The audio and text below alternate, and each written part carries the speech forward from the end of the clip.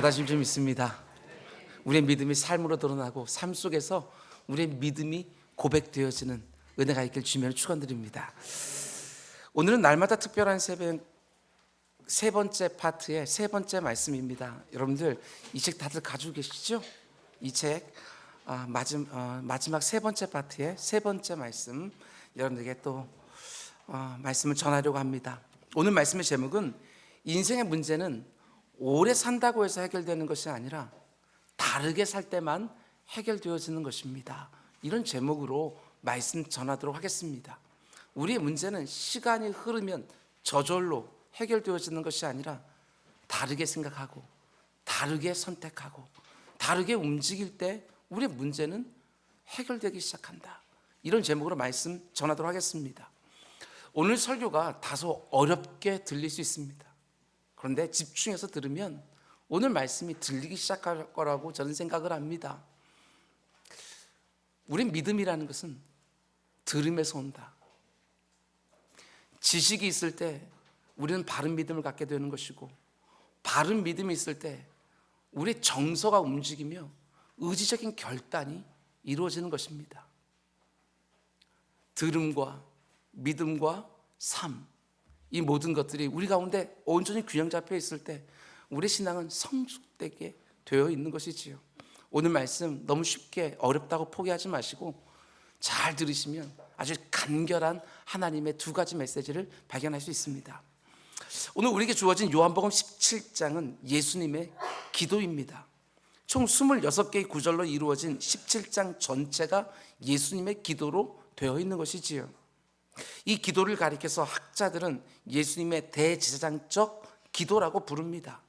우리 대제사장이 되신 예수님이 하나님과 우리 사이에 딱 서서 우리를 대신해서 기도하신 것이고 우리를 위해서 기도하신 것이기 때문에 대제사장적 기도, 이렇게 부르는 것이지요. 저는 굉장히 학자들이 네이밍을 잘했다, 이런 생각이 듭니다.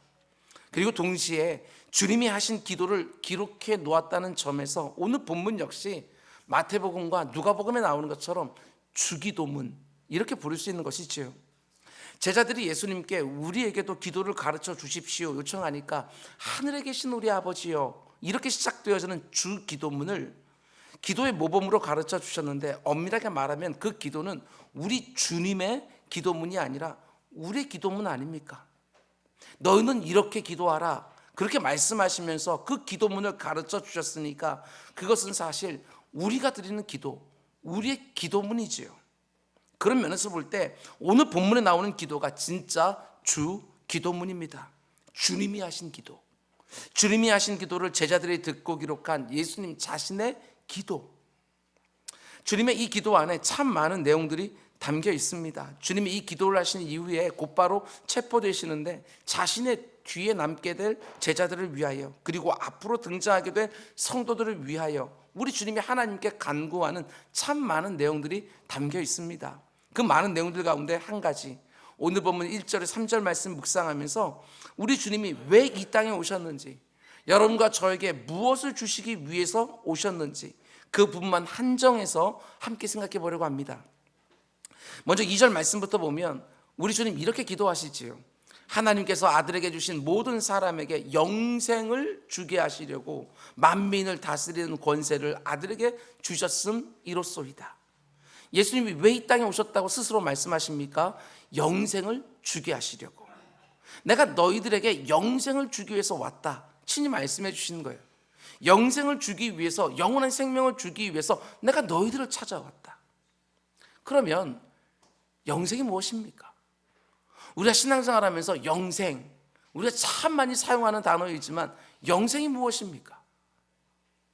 사람들은 영생이라고 말하면 죽지 않고 영원히 사는 것을 떠올립니다. 그래서 영생을 죽음 이후에 시작되어지는 어떤 생명, 죽음 이후에 연결되어지는 어떤 삶, 흔히 그렇게 생각하지요. 예수 믿는 사람들에게 당신은 영생을 얻었습니까? 하고 물으면 대부분은 아멘 하고 대답합니다. 그런데 이 질문과 대답만 놓고 보게 되었으면 영생을 마치 우리가 받은 구원 안에 담긴 어떤 하나님의 선물 패키지, 어떤 선물 꾸러미처럼 생각하는 느낌이 들기도 합니다. 내가 예수 그리스도를 나의 구주로 영접할 때 참 많은 선물 패키지를 받았는데 그 중에 하나가 마치 영생인 것처럼, 다른 선물들은 구원받은 이후에 다 끌어보는데 영생이라는 선물 박스는 죽고 나서야 끌어보는 것처럼 그렇게 생각하는 거예요. 구원 속에 담긴 가장 좋은 것들을 이 세상에 다 누리다가 죽은 후에 영원한 생명을 사는 것, 그걸 영생이라고 생각하는 것이지요. 죽은 다음에 영원히 사는 것. 물론 영생 안에는 그런 의미가 포함되어 있습니다. 시간적으로 영원히 사는 거예요. 그런데 영생의 본질은 영원히 살게 되어지는 시간의 길이에 있는 것이 아니라는 것입니다. 시간의 길이로만 보면 지옥에서도 영생합니다. 지옥에서도. 영원이라는 시간의 길이는 천국이나 지옥이나 똑같은 거예요. 영원히 사는 것이지요. 천국에서 영원히 살든지 지옥에서 영원히 살든지 그 시간의 길이는 똑같지만 뭐가 다릅니까?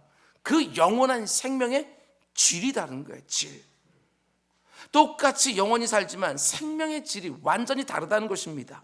하나님과 함께하면서 그분이 주시는 안식과 복락을 누리면서 영원히 사느냐, 하나님과 완전히 분리되어서 그분의 맹렬한 진노와 형벌 가운데 고통하면서 영원히 사느냐. 영원이라고 하는 시간의 길이는 똑같지만 그 생명의 질은요 완전히 다릅니다. 그래서 영생의 본질이라는 것은 시간의 길이가 아니라 생명의 질이다. 얼마든지 이렇게 말할 수 있는 거예요.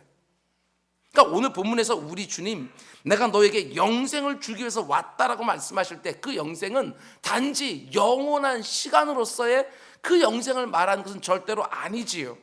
지옥 가는 사람들을 천국으로 옮겨놓기 위해서 우리 주님 오셨으니까 이때 말하는 영생은 단지 시간적인 길이의 영생이 아니라 하나님과 함께하는 영원한 삶, 그걸 말하는 거예요. 그냥 영원히 사는 것이 아니라 하나님과 함께 영원히, 이곳에서도 하나님과 함께, 그리고 그곳에서도 하나님과 함께, 그분과 함께 영원히 지속되는 순간, 예수 그리스도를 나의 구주로 믿는 순간, 그때 그분의 아버지가 나의 아버지가 되는 것이고 그 하나님이 내 안에 임마누엘로 함께 계시면서 지금부터 그 나라까지 영원토록 그분과 함께 있는 것, 그게 바로 영생이지요. 그런 면에서 하나님 안에 있는 생명을 사는 것, 그게 바로 영생인 거예요. 영생의 개념 안에 영원히 산다는 의미도 틀림없이 들어있지만 하나님이 나와 함께 하시면서 내 생각과 내 행동과 내 삶을 다스리는 것을 경험하는 하루하루의 삶, 그게 바로 영생의 본질, 이렇게 말할 수 있는 거예요. 그런 의미에서 보면 우리 주님이 주시려고 하는 영생은 죽어야만 시작되는 것이 아니라는 것입니다. 지금 여기에서부터 시작될 수 있는 거예요. 왜 그렇습니까? 생명의 질, 삶의 질이 영생의 본질이니까. 지금 여기서부터 하나님과 함께하는 삶을 살고 그분의 마음과 그분의 생각을 가지고 살고 있다면 영생은 이미 시작된 것이지요. 하나님 안에 있는 생명을 우리는 지금 살고 있는 거예요. 우리 주님이 여러분과 저에게 주신 영생은 죽고 나서 끌려보는 그런 선물 박스가 아니라는 것입니다. 지금 내가 살아가는 자리로 천국의 가치를 쑥 끌어당겨서 오늘을 사는 거예요. 우리는 오늘을 천국을 사는 거예요. 천국의 원리를 가지고 천국의 기준과 법을 가지고 하루하루를 살아가는 것, 그래서 내가 이전에 살던 삶과 그 삶의 질이 완전히 달라지는 것, 그게 바로 영생의 시작인 거예요. 여러분, 성경도요 영생을 말할 때 단지 미래에서 살게 될 어떤 생명 이렇게 말하지 않습니다. 지금 내가 있는 자리에서 이미 시작된 생명, 이렇게 말하는 거예요. 요한복음 5장 24절에서 우리 주님 말씀하십니다. 내가 진실로 진실로 너에게 이르노니 내 말을 듣고 또 나 보내신 이를 믿는 자는 영생을 얻었고 심판에 이르지 아니하나니 사망의 생명으로 옮겼느니라.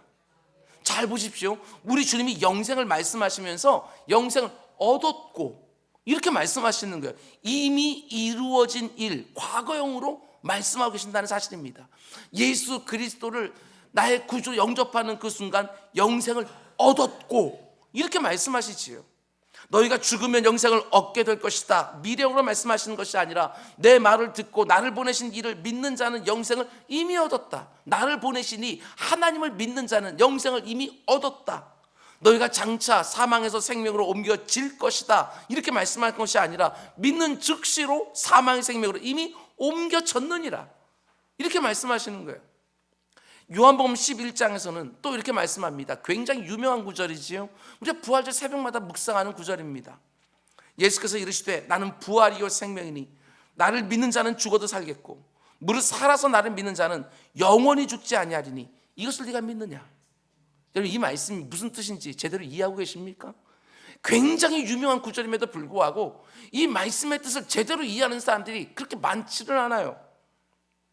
여기서 말하는 생명을 우리 목에 붙어있는 생명을 생각하면 이해가 안 되죠. 살아서 나를 믿는 자는 영원히 살게 되어진다? 목에 붙어있는 생명, 목숨으로 생각하게 되어지면 말이 안 되는 거예요. 살아서 예수 믿는 사람들 때가 되면 다 죽었잖아요. 살아서 나를 믿는 자는 영원히 죽지 않는다는 주님의 말씀은 이런 의미예요.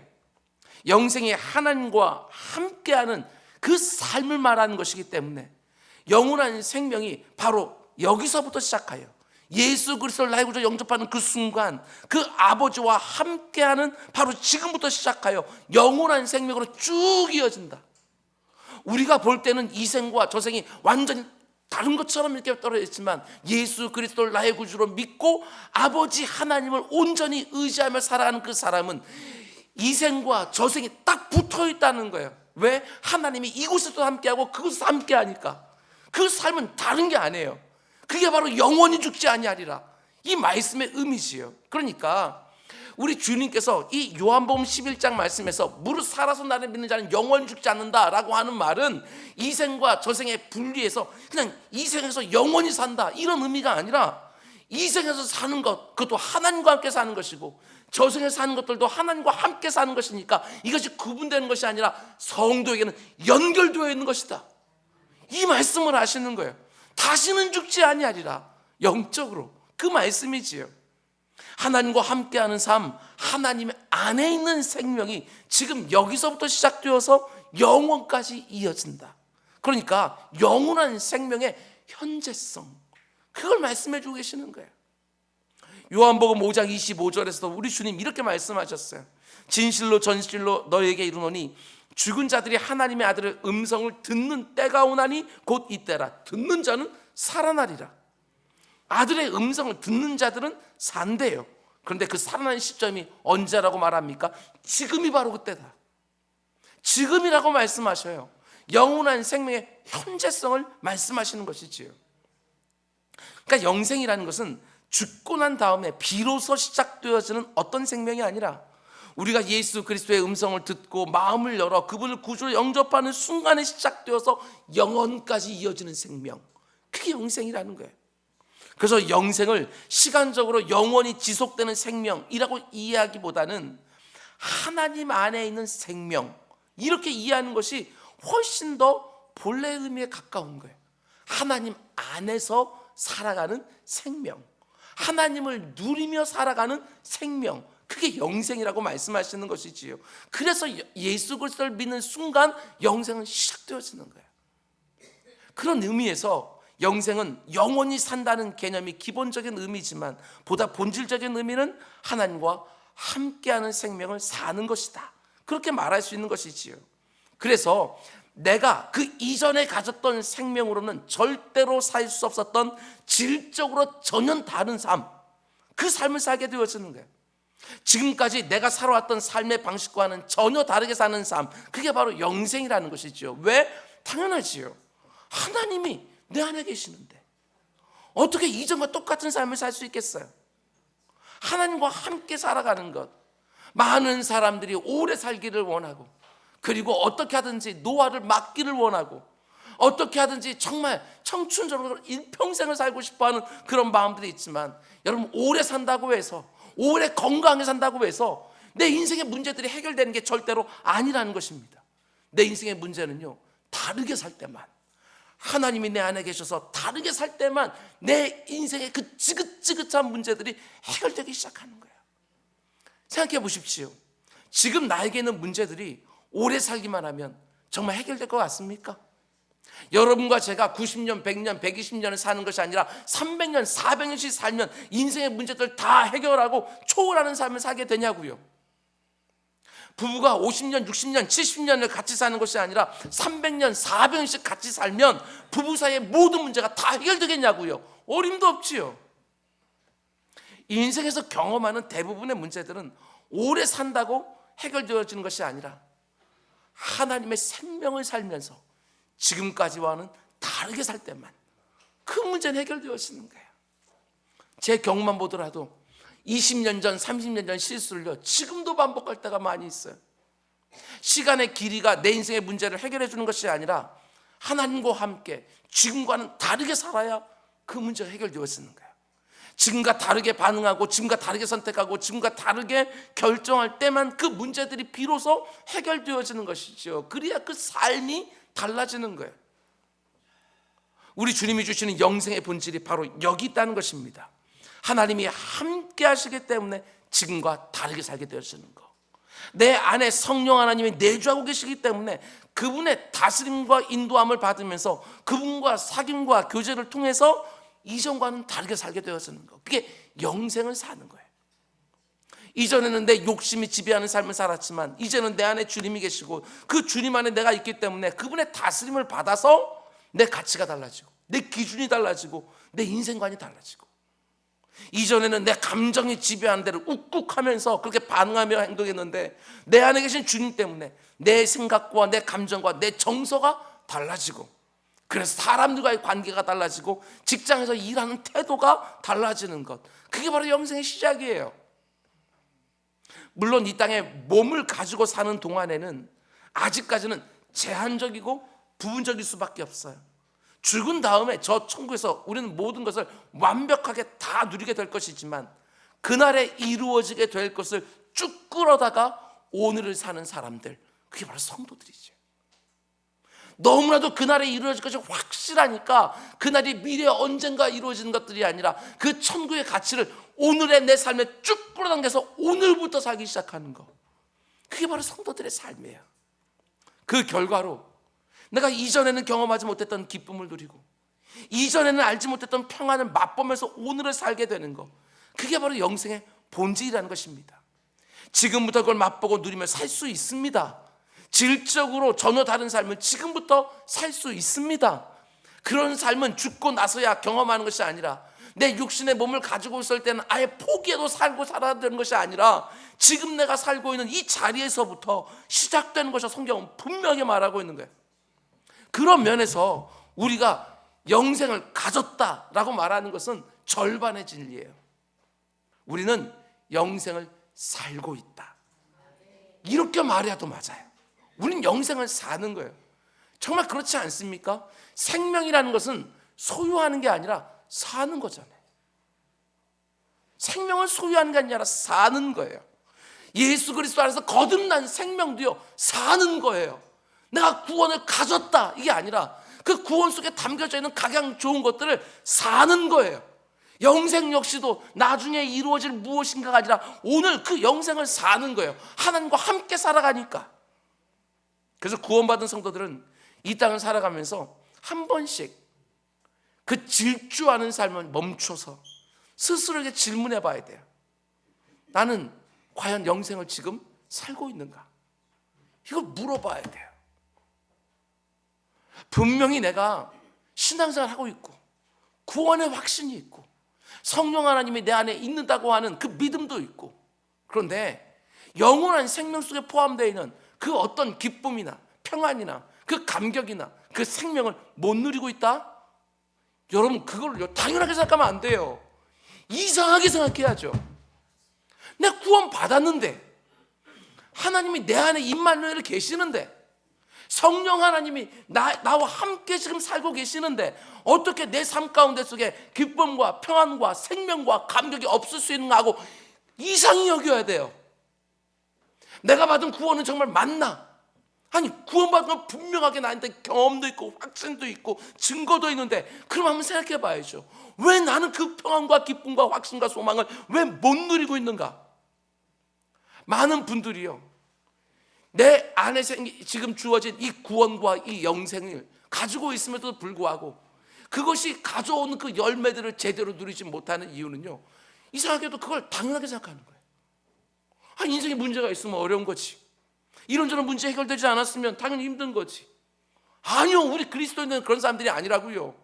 전에 와서 똑같은 문제가 있지만 하나님이 나와 함께 계시기 때문에 똑같은 문제도 다르게 보고, 그 가운데 내 힘으로 안 되는 것들은 하나님께 간구하고, 그게 신앙생활인데 그 좋은 것들 하나도 누리지는 못하고 예전과 똑같이, 이전과 다르게 반응해야 되는데 예전과 똑같이 반응하고, 이전과 다르게 선택해야 되는데 똑같이 선택하고, 이전과 다르게 그 가운데서 결정해야 될 때도 예전과 똑같이 결정하고 있으니 그 삶 가운데 다른 것들을 전혀 경험하지 못해요. 오히려 더 고통만 심하죠. 왜? 내 안에 성령 하나님이 다스리는 양심이 있는데 그 양심에 반하는 것들을 이전의 삶을 반복하고 있으니까 이 안에 싸움만 일어날 뿐이지, 그 가운데 이긴다는 게 뭔지, 다스린다는 게 뭔지 이걸 모르니까 사람은 안 바뀌어, 이런 말만 계속하고 있는 이 모습이요, 아니라는 것입니다. 우리 주님께서는 2000년 전에 이 땅에 오셔서 영원한 생명, 그것을 주기 위해서 오셨는데 우리 주님은 오늘도 오셔요. 사람들의 문을 두드리면서 볼지어다 내가 네 문 밖에서 지금 서서 두드리고 있으니까 네가 내 음성을 듣고 문을 열기만 하면 내가 너에게로 들어가 너와 함께 먹고 너는 나와 함께 마시리라, 분명히 말씀하고 있는 거예요. 그럼 그 가운데 속에서 우리는 그 주님을 누리기 시작하면서 삶의 변화들을 경험하게 되어지는 거예요. 예전과 다른 삶을 자동적으로 살게 되어지는 것이지요. 요즘 이런저런 일 때문에 힘들어하는 분들이 계십니까? 예배가 무엇입니까? 예배는 이 세상 그 어떤 자리보다도 하나님의 임재를 가장 강력하게 느끼는 것이 예배 아니겠어요? 예배 자리에 쑥 들어와 있는데도 불구하고 하나님의 임재를 경험하지 못하고, 선포되는 말씀이 하나님이 오늘 나에게 주신 말씀이구나 이것도 알지 못하고, 찬양을 부를 때도 하나님을 영화롭게 하고 싶은 마음 하나 전혀 없다고 한다면 이 예배 가운데 속에 역사한 것들을 하나도 못 누리는 거예요. 그런데 마음을 열기만 하면 우리 주님 어떻게 한다고요? 쑥 들어와서 네가 나를 충분히 누리게 해주시겠다, 이렇게 말씀해 주시는 거예요. 그러면 여러분 정서도 바뀝니다. 우리의 의지도 바뀌는 거예요. 우리들의 무슨 믿음의 수준도 성장하게 되어지는 것이고 우리 깨달음의 수준도 달라지기 시작하게 되어지는 거예요. 지난주 화요일 특세 때 함께 야곱의 인생을 본 것처럼 계속 발버둥만 치고 있는 거야. 내 힘, 내 능력, 내 지혜로 인생을 살려고 발버둥만 치고 있으니 영생 속에 담겨있는 그 좋은 것들을 누리질 못하는 거예요. 더 이상 발버둥 치지 말고 어떻게 해요?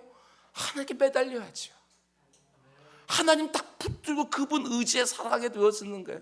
그렇게 되어질 때 여기에서도 질적으로 영생을 누리다가 하나님이 내 이름을 부르실 때 그곳에 가서도 우리는 시간적인 영생을 또 누리기 시작하는 거예요.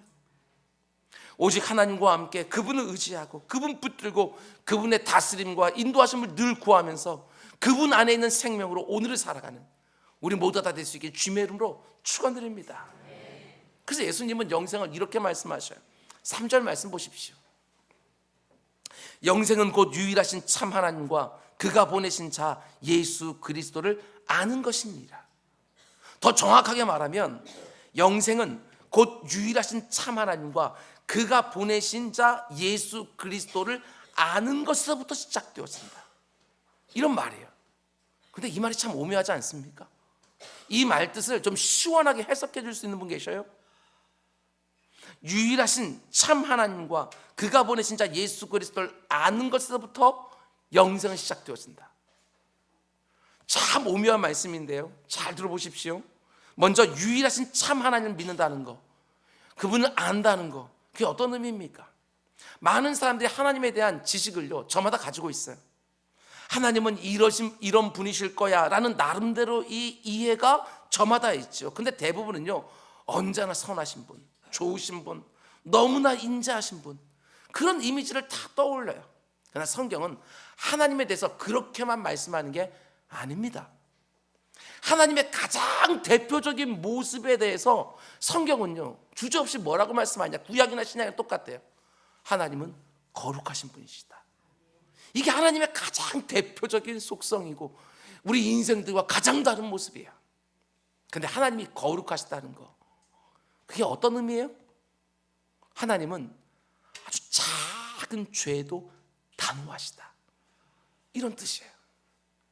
우리 청년 일부가 올해 주제를 세우면서 거룩이라는 것들을 딱 모티브로 잡아서 주제를 세웠는데, 여러분, 거룩, 그 말은 묵상할수록 얼마나 무서운 말인지 몰라요.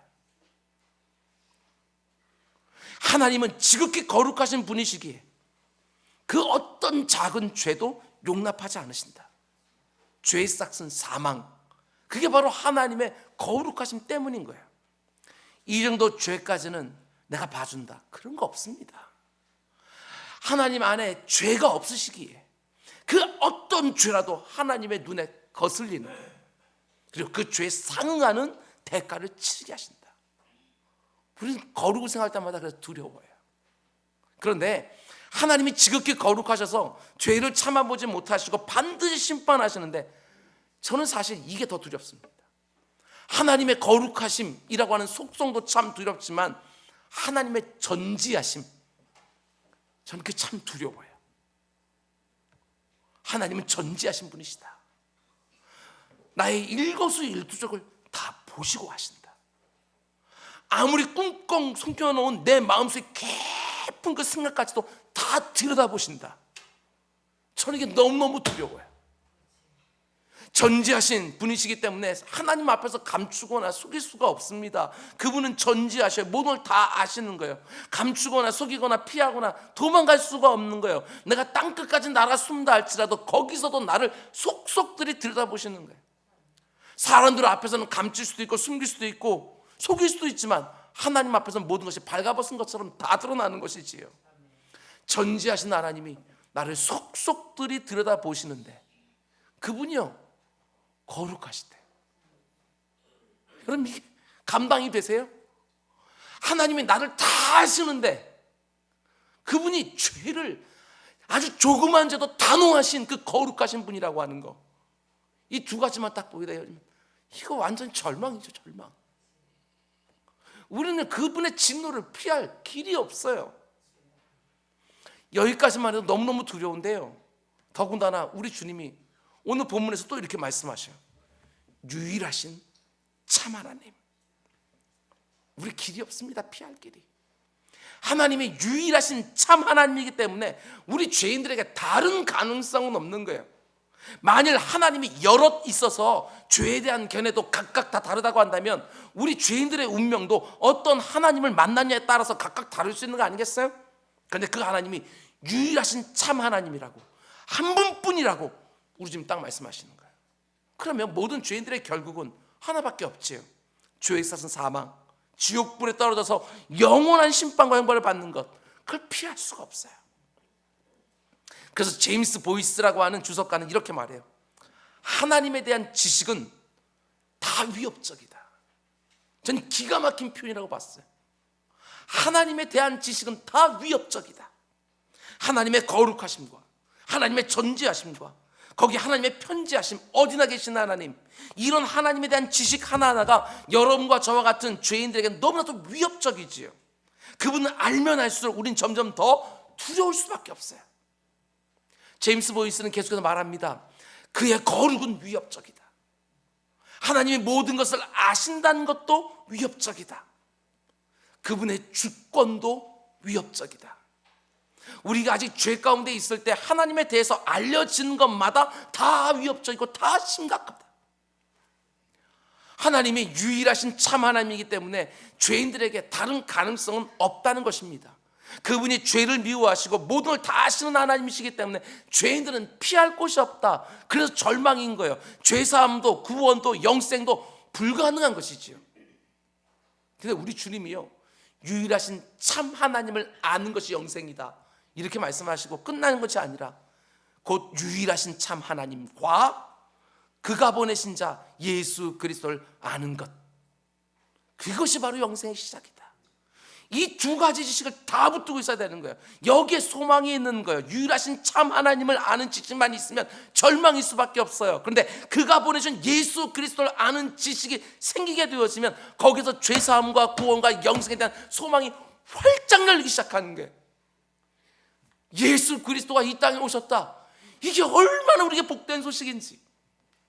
그저 머리로만 하는 것이 아니라 우리 전 인격으로 그것을 경험하면 경험할수록 그 가운데 속에 내가 받은 구원이 얼마나 감격적인지, 내 삶의 형편이 어떻게 바뀐다 할지라도 그 구원의 감격이 나를 하나님과 함께하게 하는 영생으로 살게 하고 있기에 우리는 그 모든 인생의 문제들 넉넉히 이고 다르게 반응하기 시작하는 거, 이게 바로 저와 여러분이 얻은 구원이라는 거예요. 유일하신 참 하나님만 알면 모든 죄인들에게는 심판과 형벌밖에 없지요. 그런데 그 하나님 보내주신 예수 그리스도를 아는 지식이 딱 생기게 되어지니까 그 가운데 더욱더 우리 가운데서의 은혜가 넘치기 시작하는 거예요. 그 유일하신 참 하나님만 딱 알고 있을 때는 절망밖에 없었는데, 아니 이 땅에서 80년, 90년, 100년, 120년을 호강하며 산다고 해도 무슨 소용이 있어요? 그 다음에는 영생이 있는데 어디에서? 지옥에서. 그러니 이 땅 가운데 있는 게 뭐가 그렇게 그게 잘 살았던 것이 무슨 소용이 있겠냐고요. 그런데 유일하신 참 하나님에 대한 지식만이 있는 것이 아니라 거기에 예수 그리스도에 대한 지식이 딱 생기기 시작하니까 거기서부터 뭔가 다르게 살게 되어지는 삶의 길이 활짝 열리기 시작합니다. 여러분, 우리 기독교 신앙은 이런 거예요. 그냥 머릿속에만 담고 있는 이념적이고 관념적인 그런 것이 아니라고요. 그 맨 처음에 생긴 그 신지식으로 말미암아 내 안에 믿음이 생기게 되어지는 것이고, 그 믿음이 내 삶의 구체적인 현장으로 쫙 퍼져서 거듭났다고 밖에 말할 수 없는 변화들이 시작되어지는 거, 그게 기독교 신앙인 거예요. 우리가 하나님을 알 수 있는 여러 가지 방법들이 있지만 그분이 보내신 아들 예수 그리스도를 통해서 하나님을 아는 거, 그게 하나님의 어떤 문제 가장 잘 알 수 있는 길이에요. 우리 주님이 이 땅에 계실 때에 빌립이라는 제자가 우리 주님께 묻지 않습니까? 요청하지 않습니까? 주여, 우리에게 아버지를 좀 보여주십시오. 하나님을 좀 보여주십시오. 그자 우리 주님 뭐라고 말씀하셔요? 너희가 나를 보았으면 아버지를 본 것인데 왜 아버지를 굳이 보여달라고 말하느냐? 성부, 성자, 성령, 그분이 삼위일체시기 때문에 예수 그리스도 성자 하나님을 만났으면 그 가운데 성부 하나님의 어떤 문제 다 알 수 있다는 것이지요. 그래서 우리는 하나님을 아는 일에 있어서 너무나도 우리는 제한이 많지만 이 땅에 우리 인간의 몸을 입고 오신 예수 그리스도를 보면서 하나님 아버지가 어떤 분인지 가장 정확하게 알게 되어지는 거예요. 특별히 예수 그리스도의 십자가를 보면 하나님이 어떤 분인지 우리는 정확하게 알게 되었습니다.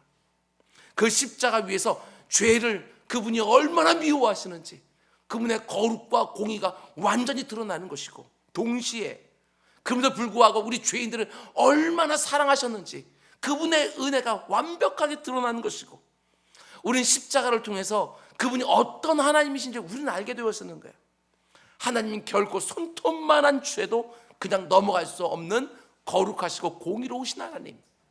그런데 그 거룩하고 공의로우신 하나님이 죄를 지은 나에게 자기의 진노를 다 쏟아부은 것이 아니라 우리 어떻게 하십니까? 십자가 위에 자기 아들을 매달아 놓고 내가 받아야 될 그 모든 형벌을 대신 다 감당해 주신 거예요. 자신이 사랑하는 유일한 독생자 위에 모든 죄에 대한 모든 진노와 형벌을 다 쏟아부으시고 정작 내 죄로 죽어야 되는 나에게는 오히려 자신의 무한하신 사랑을 쏟아부어 주시고, 그게 바로 예수 그리스도의 십자가예요. 그 십자가 위에서 사랑하는 아들과 심판받아 마땅한 나 자리를 바꿔놓으셨어요.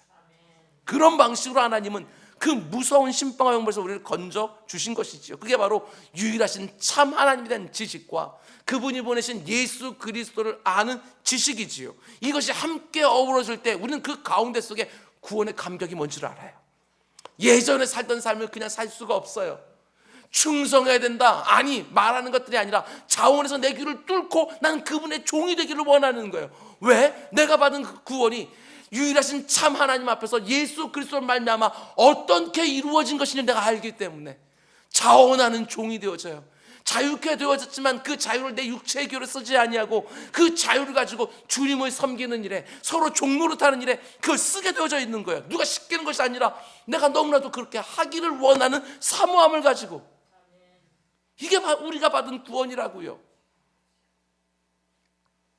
예수 그리스도는 십자가 위에서 우리의 모두의 죄를 대신 감당하시고 우리를 하나님께 붙여주셨어요. 그리고 우리 주님이 이렇게 말씀하는 거예요. 얘들아, 내가 너희들의 모든 죄값 다 치러줬으니까 저 참되신 유일하신 그 하나님, 그 거룩하신 하나님 앞에 날 때 두려워하지 마라.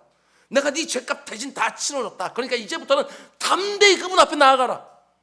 우리 주님 말씀해 주시는 거예요. 그럼 우리 그 말을 믿고 어떻게 해요? 하나님 앞에 담대히 들어가서 그분과 새로운 관계를 맺기 시작하는 거예요. 그게 영생을 사는 거예요. 그게 영생을 사는 거예요. 영생은 기차 티켓을 받듯이 천국의 티켓을 받는 것이 절대로 아닙니다. 예수 그리스도가 십자가에서 이루신 공로만 딱 의지해서 하나님과 새로운 관계 속으로 쑥 들어가 매일매일의 삶을 그분과 함께 살아가는 것, 그래서 그 이전과는 전혀 다른 삶을 살게 되어지는 것, 그게 영생의 본질이에요. 저도 이렇게 묻는 분이 계셔요. 목사님, 믿음을 고백하고 영생을 얻고 나서도 여전히 죄 가운데 사는 사람들은 어떻게 되는 겁니까? 왜 그렇게 묻는지 제가 충분히 이해를 해요. 근데 정확하게 말하면 그런 질문은 성립되지 않은 질문이에요. 영생을 못 얻었으면 못 얻은 것이지, 영생을 얻었는데 이전과 전혀 달라지지 않는다? 이건 성립이 안 되는 거예요. 앞뒤가 모순이에요. 영생이 뭐라고요? 하나님과 함께 사는 거. 하나님과 함께 사는데 어떻게 안 변해요? 성령 하나님이 내 안에 내주하시는데, 그분이 내주하신다고 한다면 그 가운데서 당연히 어떤 식이 벌어져요? 열매들이 맺히게 돼요. 사랑과 희락과 화평과 오래참과 자비와 양성과 온유와 충성과 절제, 이런 열매들이 우리 삶 가운데 계속 맺힐 수밖에 없어요. 그분이 나와 함께 계시니까. 그냥 예전처럼 혈기 부릴 거 다 부리고, 예전처럼 이 세상에서 하던지 그대로 예수 믿는다면 그대로 하고, 그럴 수는 없다는 거예요. 내 안에 계신 성령 하나님으로 인하여 어떤 식으로든지 변할 수밖에 없다. 사람들마다 그 자리 꽂고서 완벽하게 180도 달라지는 사람들도 있는가 하면, 어떤 사람들은 천천히 눈에 드러나지는 않지만 이 정도 신앙생활을 하다 보고 뒤를 돌아보게 되어지면 정말 많이 바뀌어져 있는 그런 사람들이 있고, 어떤 식으로든지 바뀔 수 있는 거예요. 때로는 여러분, 우리가 이것도 잊으면 안 돼요. 우리가 참 유일하신 참 하나님을 만나고 그 예수 그리스도에 대한 지식을 온전히 갖고 그분을 경험하게 되어지면, 여러분, 다시는 돌아갈 수 없는 경험이에요. 예전으로 다시는 돌아갈 수 없는 경험이라고요. 예수 그리스도 한번 맛보면 세상으로 다시 못 가요. 그럼 분명해요. 여러분, 우리가 신앙생활 하면서 한 번씩 쓰러질 수는 있어요. 넘어질 수 있어요. 실수하고 잘못할 수는 있어요. 그러나 아예 하나님을 등지고 버리고 떠날 수는 없어요. 그래서 우리의 구원은요, 안전한 거예요. 우리의 구원은 취소되지 않는다는 말이, 하나님을 경험하게 되었지만 다시는 그분을 떠날 수가 없다, 이렇게 되어지는 것이지요. 하나님을 정말 인격적으로 만났다면, 그분을 정말 제대로 경험했다고 한다면 다시 그 이전으로 돌아갈 수 없다. 유일하신 참 하나님을 내가 알고, 그분이 보내신 예수 그리스도를 내가 알고, 예수 그리스도에 보내신 성령 안에 내가 살고 있는데 정말 맞다면 틀림없어요. 변화가 있습니다. 부정직함을 심어서 신뢰를 깨뜨리고 관계를 망가뜨리는 삶을 살았던 사람이라도 하나님이 함께 하시는 그 영생의 삶을 시작하고 나서는 정직이 심겨져서 관계가 회복되기 시작해요. 전에는 그 뾰족하다는 혈기를 가지고 그 내 성품, 모난 성품을 가지고 사람들을 다 찌르며 살았던 사람이라 할지라도 하나님과 함께 영생의 삶을 시작하게 되었으면 온유가 뭔지를 알아요. 삶이 변하게 되었는 거예요. 시기와 질투를 심어서 불만족을 거두는 삶을 살았던 사람이라 할지라도 하나님과 함께하는 영생의 삶을 시작하기 시작하면 감사와 자족이 뭔 줄을 알아요. 그 삶의 만족과 행복을 거두는 삶을 살기 시작하는 거예요. 우리의 삶이 하나님을 향해서 반응하기 때문에 변화가 있습니다. 그게 바로 우리가 영생을 얻었다는 증거가 되는 거예요. 여러분, 영생의 본질은 오래 사는 게 아닙니다. 다르게 사는 겁니다. 하나님 안에 살기 때문에 이전과 다르게 살 수밖에 없다. 예수님은 그 영생의 삶으로 오늘 이 예배를 통해서 또 사람들을 초청하고 있다. 마음문만 열라고, 내가 들어가서 이 영생을 너에게 누릴 수 있게 해달라고, 해줄 수 있겠다고 말씀해 주시는 거예요. 영생은 내가 죽어서 그때부터 누린 하나님 선물이 절대로 아닙니다. 틀림없이 내가 죽었을 때 그 영생을 온전히 누리겠지만 그건 절반만입니다. 영생은 지금 이곳에서부터 하나님과 함께하면서 이 세상이 줄 수 없는 기쁨과 평안을, 소망이라고 하는 그런 삶의 질을 맛보다가 내가 천국에 들어갔을 때 완벽하게 누리는 시간의 길이로서의 영생도 누리기 시작하는 거예요. 찬송가 436장 나 이제 주님의 새 생명 얻은 몸이라는 찬양의 후렴부는요 이렇게 노래합니다. 영생을 맛보며 주 안에 살리라. 오늘도 내일도 주 안에 살리라. 저는 이 후렴구가요 성경에서 말하는 영생을 가장 잘 표현해주고 있다. 저는 그렇게 생각을 해요. 영생을 맛보면서 주님 안에 사는 것이고, 오늘도 내일도 주님 안에 살면서 영생을 또 맛보는 것이고, 우리 성도들 삶은 그렇게 계속해서 이어지다가 하나님이 내 이름을 딱 부르면 쑥 넘어가서 온전한 것을 다 누리게 되어지는 거예요. 영생은 죽고 나서야 사는 어떤 생명이 아니라 지금 여기서 하나님이 함께 하신 삶을 살아가는 것입니다. 그 영생을 내가 못 누리고 있다고 한다면 여러분 그 문제 제기하십시오. 스스로에게. 너 왜 못 누리고 있느냐? 그 이유가 뭐냐? 문제 제기하십시오. 그럼 여전히 내가 옛사람에 꽉 사로잡혀서 그 가운데 하나님이 아무리 자극해도 고집스럽게 붙들고 있는 면들이 하나씩 보이게 될 거예요. 그러면 그것과 싸워서 그곳에 문을 열어두십시오. 하나님이 들어와서 거기도 바꿔놓을 수 있도록. 내 능력과 내 자원과 내 경험으로 만들어낼 수 없는 질적으로 전혀 다른 삶을 살게 되어지는 것, 그게 바로 영생이에요. 내 인생의 문제는 오래 산다고 해서 해결되는 것이 아니라 다르게 살아야 해결되는 줄 믿고 하나님의 거룩하심 앞에서 늘 내 죄된 욕구와 싸우고 하나님의 전지하심 앞에서 내가 어디에 있든지 누구를 만나든지 코람되어 그분의 면전 앞에서 내 행실을 여미고 예수 그리스도의 십자가 공로로 내 삶에 시작되어진 이 영생, 그 영생 속에 담겨져 있는 기쁨과 평안과 확신과 소망을 맛보며 영생을 맛보며 오늘도 내일도 주님과 함께 살아가는 우리 모두 다 될 수 있기를 주님의 이름으로 축원을 드립니다. 아멘. 우리 기도하겠습니다. 사랑의 주님, 우리들에게 신령한 지식의 문을 열어주십시오. 아버지, 성경을 그냥 읽기만 하는 것들이 아니라 그 안에 담겨져 있는 하나님의 그 깊은 것들이 점점 깨달아지게 하시고 그 가운데 우리의 믿음은 더욱더 견고해지게 하시고 우리의 소망은 더욱더 확실해지게 하시고 우리의 삶은 점점 더 눈에 확연한 변화들을 이루게 되어지는 진짜 신앙생활 모두가 다 경험할 수 있도록 인도하여 주시옵소서. 이 모든 말씀 예수님의 이름으로 기도드렸습니다. 아멘. 오늘 말씀 생각하면서 우리 찬송가 우리 436장 우리 함께 찬양하겠습니다.